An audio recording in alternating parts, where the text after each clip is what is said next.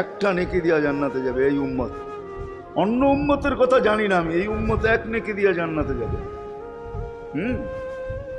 নবীর একটা আদর্শের কারণে জান্নাতে যাবে। সিরত মানি আদর্শ, আর এটা আমরা কদমে কদমে মুহতাজ।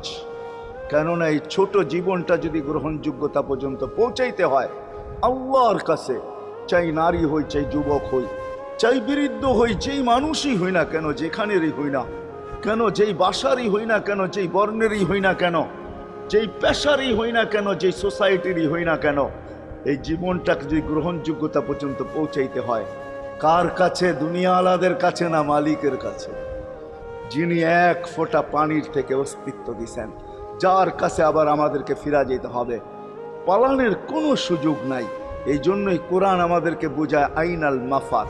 আল্লাহ বলতেছে কোথায় ভাগবে তুমি বলো।